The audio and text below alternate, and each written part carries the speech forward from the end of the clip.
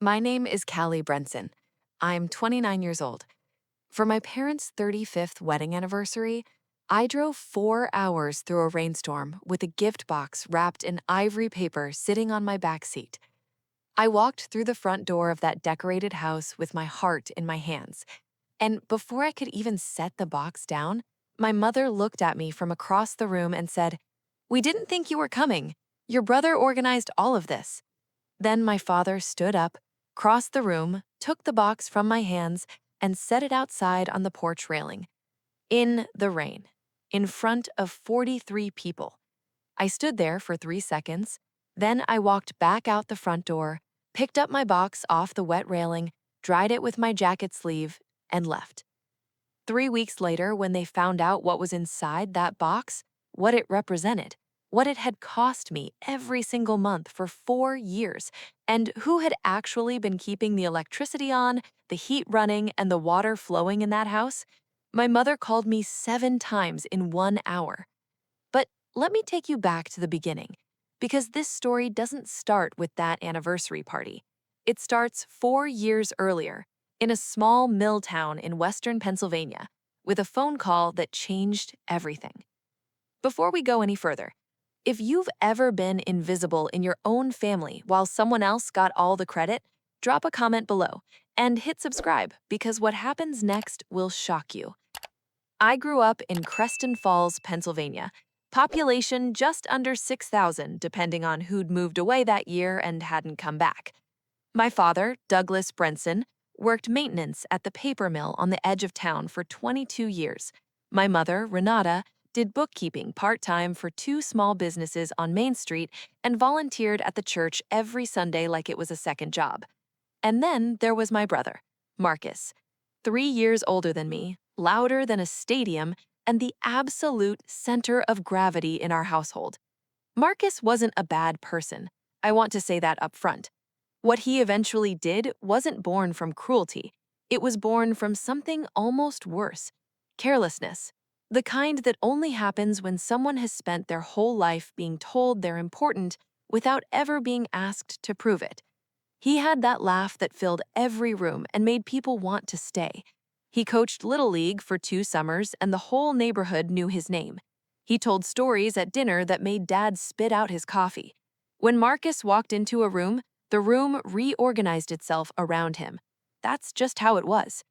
I was the quiet one. I did my homework at the kitchen table without being asked. I got good grades and left them on the counter. I helped Mom carry groceries without making a show of it. I cleared the dishes while Marcus told stories. I fixed things around the house on weekends while Marcus was out with his friends. I was the one who remembered Dad's doctor appointments and reminded Mom to call the insurance company. Nobody noticed any of it. That was the point. I was so good at being steady that I became invisible. There was a thing Dad used to say, not cruelly, just the way people say things they've never examined. He'd look at Marcus and say, "That boy could talk his way into or out of anything." Then he'd glance at me and say, "Callie's our steady one." And he'd smile like that was a compliment. I smiled too. By the time I was 17, I understood what steady meant in our family. It meant invisible. Reliable the way furniture is reliable. You don't think about a good chair until it breaks. I left Creston Falls at 22 with an engineering degree, a job offer from a mid-sized energy firm in Charlotte, North Carolina, and 2 boxes of belongings I packed in one afternoon. I wasn't running from anything. I was running towards something, a version of myself that wasn't defined by who I was standing next to. The morning I left, Dad was on the back porch with his coffee. I stood in the doorway with my car keys and said, "I'm heading out, Dad." He looked up, nodded, "Drive safe." Then he looked back at his coffee. That was it. No hug, no "you'll be missed," no "call me when you get there." I drove 6 hours south with the radio off and arrived in Charlotte feeling like a person who had quietly removed themselves from a room that hadn't noticed. For the first 2 years, I called home every Sunday without fail. Marcus answered maybe 1 in 4 calls. Dad almost never picked up. I sent birthday cards, Christmas packages, my hand-painted watercolor of the old covered bridge outside Creston Falls, because Mom had always loved that bridge. I spent 3 weekends on that painting, getting the light right on the water underneath, getting the color of the old wood exactly right. I never heard a word about any of it. When I asked Marcus, he'd sigh through the phone and say, "You know how they are, Cal. Don't read into it." Then, one Sunday, I called our cousin, Deb Harmon, just to catch up, and she said offhandedly, "Your mom has that painting you sent hanging right above the fireplace. Tells everyone at church you painted it yourself. She's so proud of it." I went completely still. "Deb, Marcus told me they never opened the package." "What? That painting's been up since August, Callie. Your mom points it out to every visitor." I didn't say anything else. I just held the phone and listened to the quiet hum of my Charlotte apartment. After I hung up, I stayed at my kitchen table for a long time. Something had cracked open, a seam in the story Marcus had been telling me about my own family. And through that crack, a very different light was starting to come through. I didn't confront him, not then, but I started paying closer attention to the gap between what Marcus said and what was actually true. Every conversation, I listened differently now, and that gap kept getting wider every time I looked. The call that changed everything came on a Thursday evening in November, 4 years ago. I was 25, working late at my desk, when Deb's name lit up my phone. "Callie?" Her voice was tight in a way I'd never heard before. "Your parents are behind on their utility bills. Not just a little behind. The power company sent a shutoff notice. Gas, too. And there are 2 months of unpaid water bills." I set down my pen. "How long has this been going on?" "At least since summer. Your dad's hours at the mill got cut back in the spring. They didn't tell anyone. You know how your dad is about asking for help." "Does Marcus know?" A pause. "Marcus told your parents he was going to handle it." Something cold settled in my stomach. "Did he?" Longer pause. "I don't think he has. The notices keep coming." That night, I sat in my apartment and stared at the wall for 2 hours. I thought about my parents sitting in that house in the dark, dad too proud to call anyone, mom folding her hands and waiting for Marcus to follow through on yet another promise. Then I picked up my phone and called every utility company. I paid every outstanding balance on my credit card right there on the phone and set up automatic monthly payments from my checking account. Total, just under $400 a month for all three services combined. I called Deb back and said 4 words: "Don't tell anyone, especially Marcus." She was quiet for a long moment. "They'll probably never know it was you." "I know, that's fine." $400 a month doesn't sound like much until you're 25, paying rent in a mid-sized city, still chipping away at student loans, trying to build a savings account from scratch. I gave up restaurant dinners. I gave up weekend trips I'd been planning. I stopped buying new clothes unless something wore out completely. Every month, the payments went out. Quiet, automatic, invisible, just like me. His name was Joel Ibarra, a structural engineer I'd met at a conference in Raleigh. 6 months into our relationship, he figured out what I was doing before I told him. He'd seen the spreadsheet on my laptop, noticed I'd stopped ordering takeout and started bringing lunch every single day.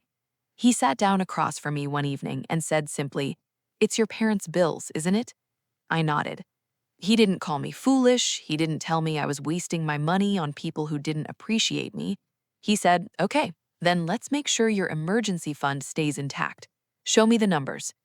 That was Joel, warm and practical in equal measure. He didn't try to talk me out of it.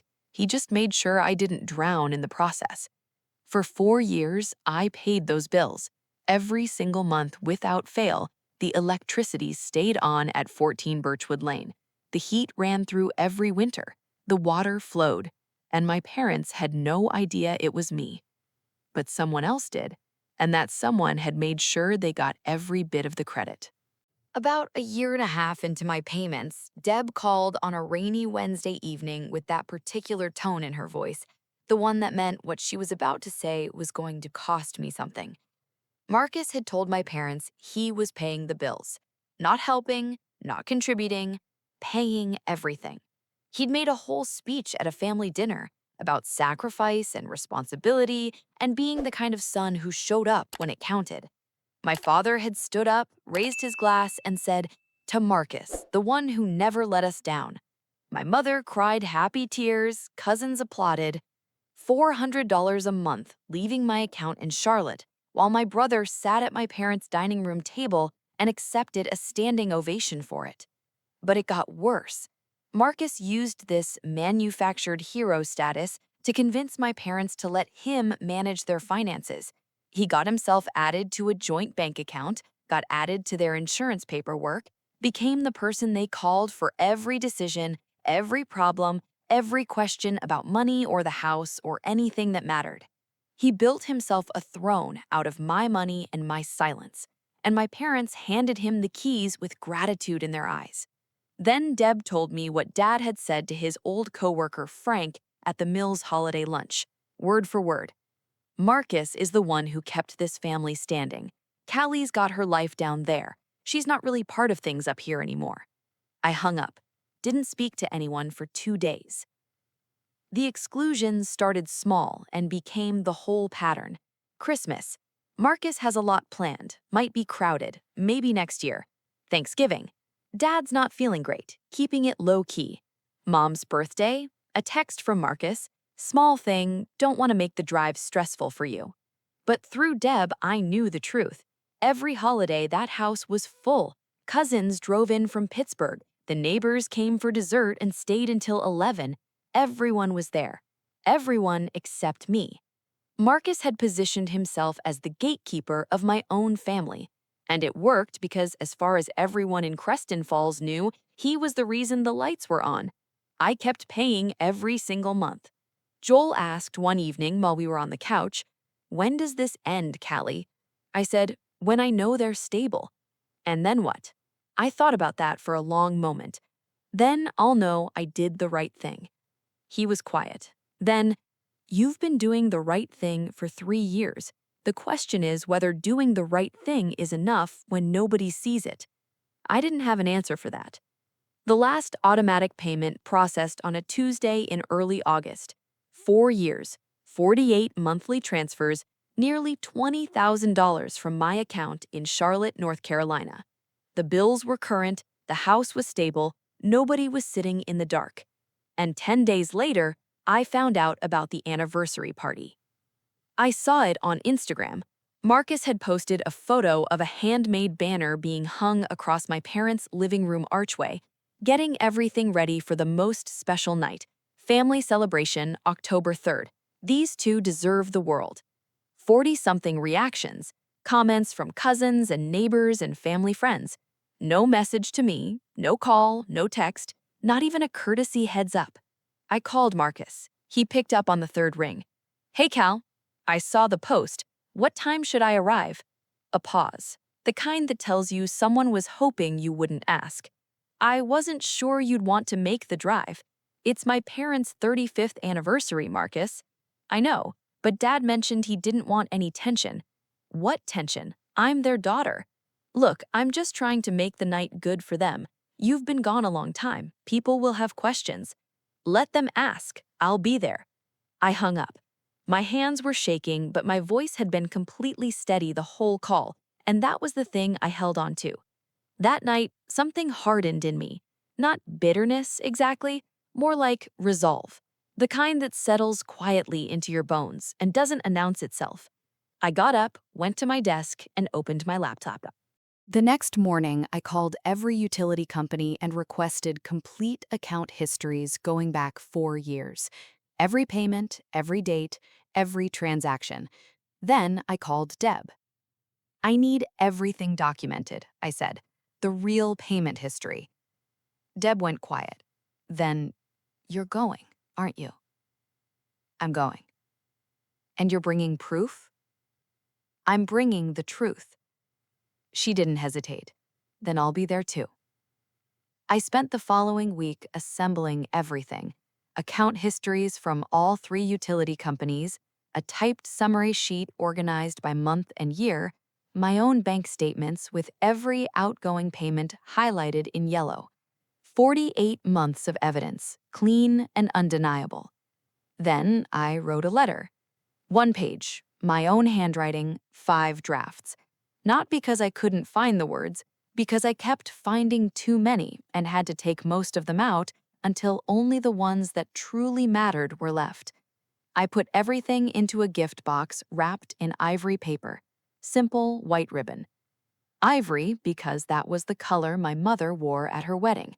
She'd shown me the photos 100 times when I was little, standing in front of that little church in Creston Falls, that soft ivory dress, young and glowing and happy. I thought she might notice. I hoped she would. The night before I drove up, Joel sat with me at the kitchen table and looked at the wrapped box between us. "Whatever happens tomorrow," he said quietly, "you've been carrying this with integrity for 4 years. No one can take that from you." "I know." "Do you?" he asked. I looked at him for a long moment. "I'm starting to." It rained for the first 3 hours of the drive.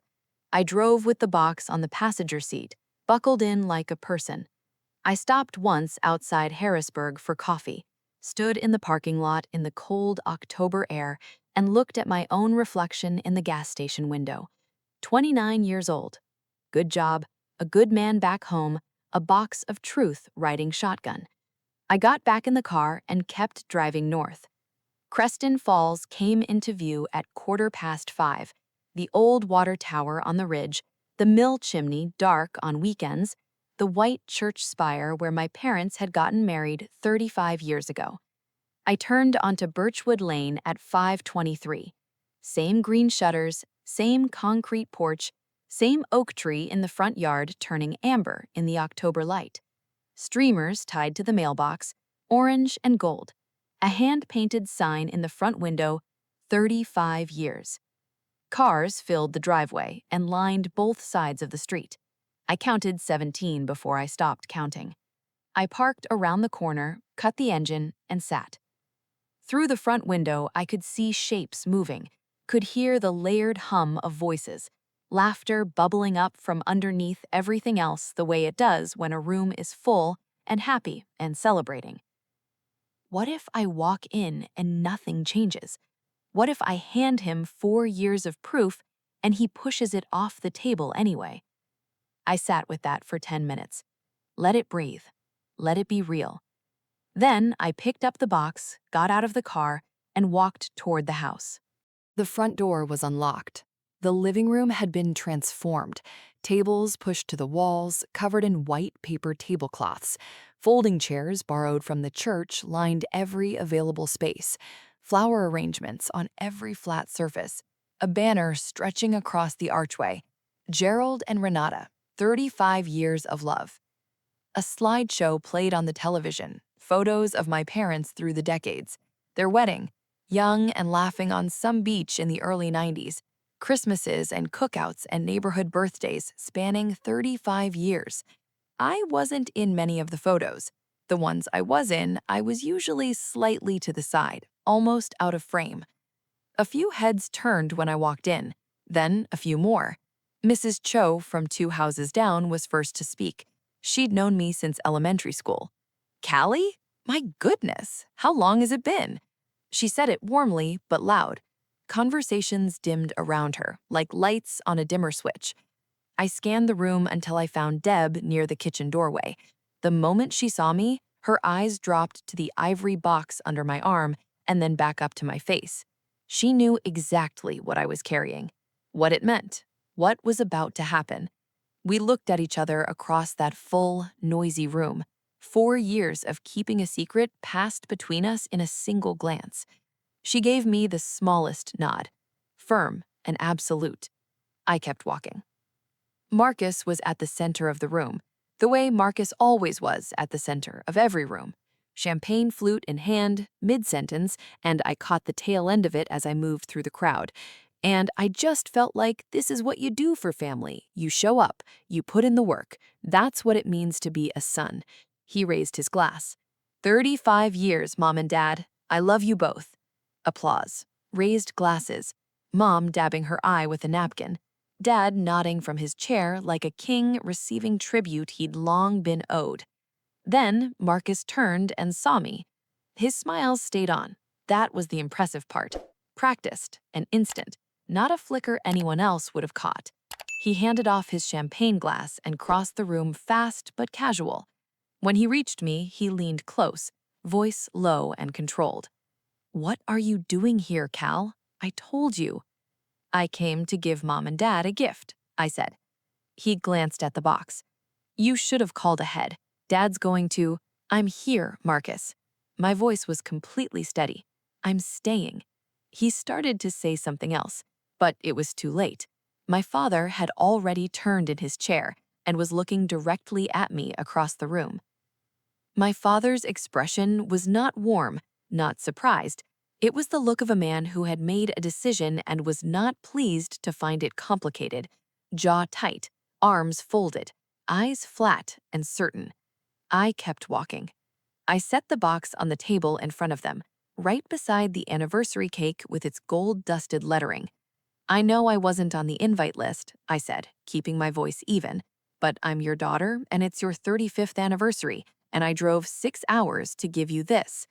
Mom looked at the box, then at me, then at Dad. Dad looked at the box for a long, cold moment. Then he reached out, picked it up, walked to the front door, opened it, and set my gift box outside on the porch railing, in the rain. He came back in, pulled the door shut behind him, and said without looking at me, "We don't need anything from someone who decided we weren't worth her time." 43 people heard every word. The silence had weight. It pressed in from every direction at once. I could feel every single person in that room recalibrating in real time, forks going still, conversations dying mid-sentence. "I gave everything to this family," I said, and my voice was so quiet that people leaned in to hear it. "Because I love you. Not because I was asked to, not because I wanted credit for it." He didn't respond. My mother was looking at her lap, her hands pressed flat against her thighs. Marcus was looking at his shoes. I turned around, walked back through that silent room, past the folding chairs and the slideshow and the untouched anniversary cake, opened the front door, stepped onto the porch, and picked my box up off the railing. The ivory paper had darkened in 2 spots where the rain had soaked in. I dried it carefully with my jacket sleeve. Then I heard footsteps on the porch behind me. Deb. She'd followed me out without hesitation. She stood in the October evening and looked at the box in my hands, then at my face, with an expression that was equal parts fury and fierce love. "Leave it with me," she said. I looked at her. "Trust me, Callie. Leave it and go get in your car. I've been quiet for 4 years, and I'm done being quiet." Everything in me wanted to take that box, drive it back to Charlotte, put it in a closet, and never think about Creston Falls or any of this again. But Deb's hand was steady. Her eyes said everything her mouth didn't need to. I placed the box in her hands. Then I walked down the porch steps and back toward my car without looking back. Behind me, I heard footsteps on the porch again, and then, very softly, my mother's voice sang my name just once. Then, silence. I was 20 minutes down the highway when the phone started lighting up. Mom's number, 3 times in a row. Then Dad's, twice. A text from Deb. "It's done. They know everything. Call me when you're ready." I kept driving, one hand on the wheel, eyes on the dark road ahead. I drove in silence for another full hour before I pulled over at a rest stop and sat in the parking lot and let the whole weight of the day come down on me at once. Joel was waiting when I got home, just before midnight. One look at my face and he stepped aside without a word. I walked in, sat down on the kitchen floor, not a chair, the floor, and leaned my back against the cabinet. He sat down right beside me. "She said my name," I said eventually, when I was walking out. Just once. He put his arm around me and didn't try to fill the silence with anything. He just stayed. That was the right thing. That was enough. I slept for 11 hours. In the morning, I called Deb, and she told me everything. The moment she walked to the center of the room with my ivory box, The silence that fell like a curtain when she set it back on the same table my father had taken it from. The way she held up the utility account histories and read the totals out loud, month by month, year by year, every payment traced back to one account holder in Charlotte, North Carolina. The room went completely still, Deb said. Not quiet, still, like a photograph of a room. She told me my mother pressed both palms flat against the tablecloth and stared at her own hands. She told me Marcus tried to hold the line, said he'd contributed in other ways, that presence mattered, that the payment records didn't tell the complete story. Deb had asked him calmly to name one bill he'd paid, one single month. He couldn't. From somewhere in the back of the room, my father's old coworker, Frank, who had been at my parents' wedding 35 years ago, who'd known our family my entire life, said in a voice like gravel, "Marcus, stop." And Marcus stopped because there was nothing left to say, and everyone in that room now knew it. Then Deb reached back into the box and lifted out the sealed white envelope, my handwriting on the front, Mom and Dad. She read it slowly. Not every word, her voice started breaking halfway through, so she gave them the parts that mattered most. Mom, Dad, I never left because I stopped loving you. I left because I had to go somewhere I could be strong enough to love you from a distance. I've been paying your bills for 4 years because I couldn't bear the thought of you sitting in the cold or the dark without doing something about it. I didn't tell you because I didn't want it to come with conditions. Love shouldn't come with conditions. I'm sorry I went quiet. I was never gone. Deb folded the letter and set it in front of my father. He picked it up with shaking hands and read it himself, slowly, head bowed while the room sat in absolute silence around him. Marcus slipped out the back door during the reading. Nobody went after him. Nobody said his name. My mother made a sound that Deb still struggles to describe. Not crying exactly, something older and deeper than crying. I gave it 3 days, went back to work, answered emails, ran 4 miles Saturday morning, made soup from scratch Sunday afternoon, let the ordinary rhythm of life carry me forward the way it always does. On the third evening, my mother called, and I picked up. Callie? Her voice was smaller than I'd ever heard it. I don't know where to start. You can start anywhere, Mom. She took a long, shaky breath. I knew something wasn't right. For a long time, I could feel it. Things Marcus said wouldn't match up with the bills, or he'd change the subject when I asked questions. I told myself I was imagining things. A long pause. I let myself believe the easier story because the true one was too hard to look at. I know. I'm sorry I let him put your gift out in the rain, in front of everyone, and I just sat there. I will never forgive myself for that. I know you won't, I said, not coldly, just honestly.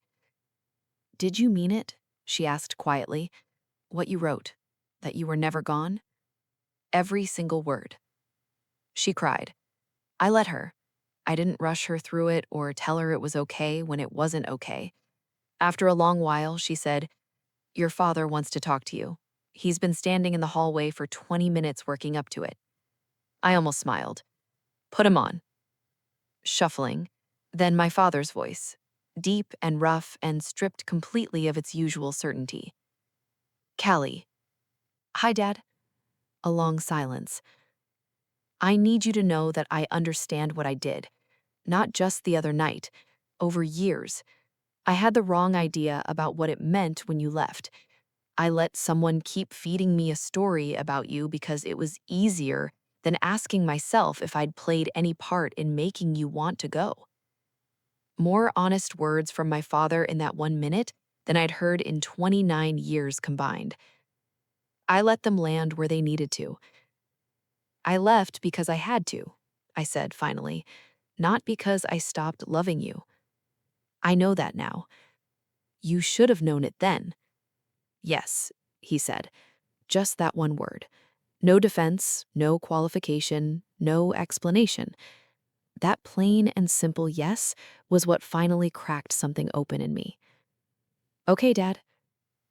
Okay, it's a start, I said. A real one.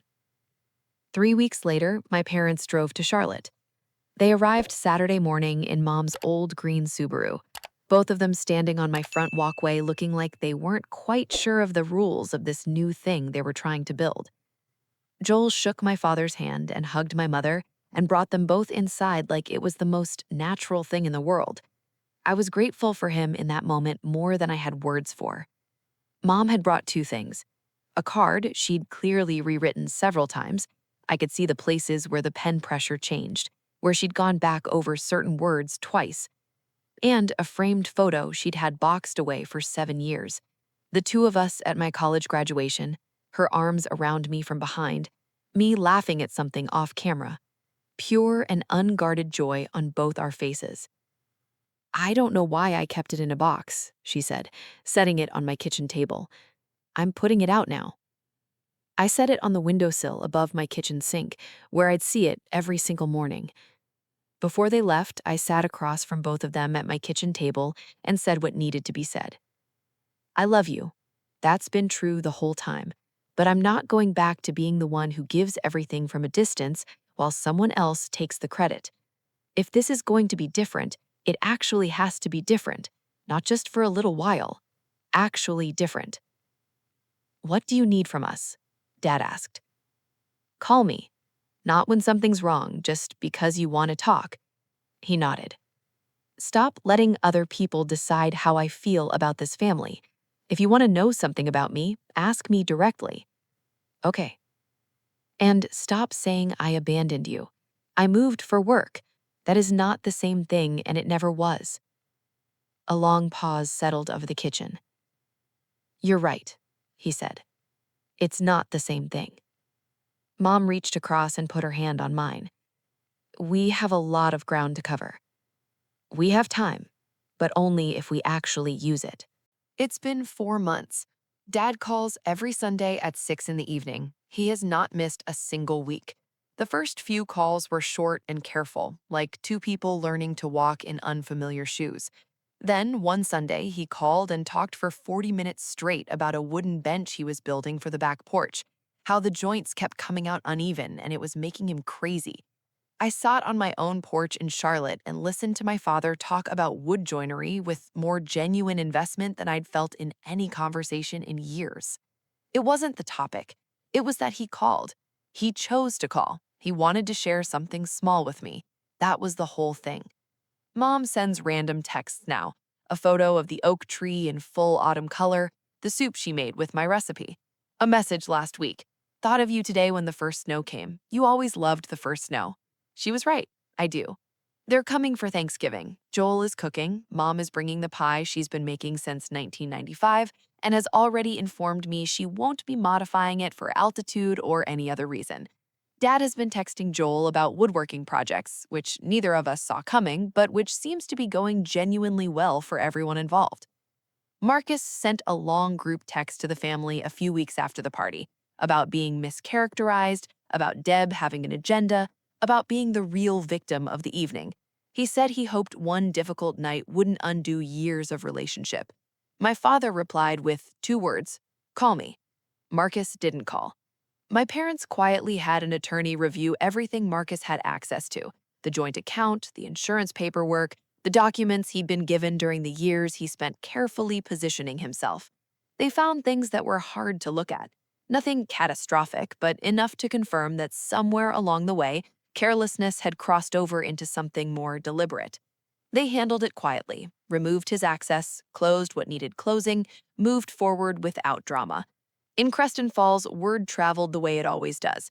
People stopped saving Marcus a seat on the Thursday morning diner. Mrs. Cho stopped waving from across the street. His name stopped coming up in family conversations the way it used to.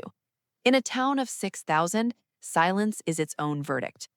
I haven't spoken to Marcus since the night of the party. I'm not angry at him anymore. I realized at some point that the anger was expensive and I'd been carrying it for free. But I don't reach out. I don't chase. If he wants to be in my life, he knows where to find me. He just doesn't get to tell my story anymore. I went back to Creston Falls last month, just a weekend. Mom asked, and for the first time in a long time, it felt like a real invitation instead of an obligation. I arrived on Saturday at noon. The oak tree had lost its leaves, the mill was quiet, and on the front porch, a new wooden bench, joints perfectly even, smooth and solid and right. Dad was standing at the end of the front path when I pulled up. I walked toward him. He opened his arms. I let him hold me. Not forgiveness completed. I want to be honest about that. Forgiveness isn't a single moment. It's a process, and we were still early in ours. But it was real, imperfect, and alive the way only true things are. You fixed the bench, I said into his shoulder.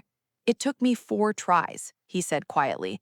Some things you have to keep working at until they come out right. He meant the bench. Also, he meant something else entirely.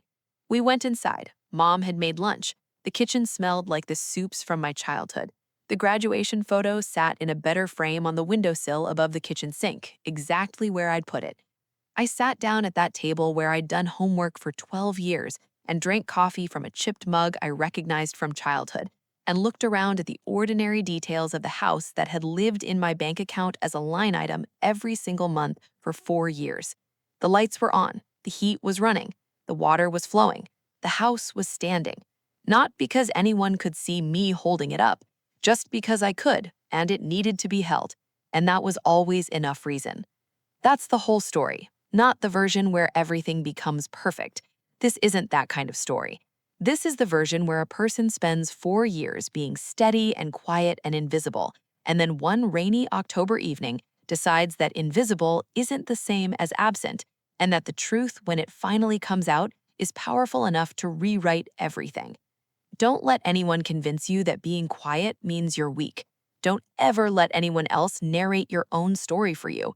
And if you've ever been the one in your family who carries the weight while someone else takes the bow, I see you. The ledger is accurate, even when nobody's reading it, even when nobody knows your name is on every single line. If this story moved you, please hit like and subscribe.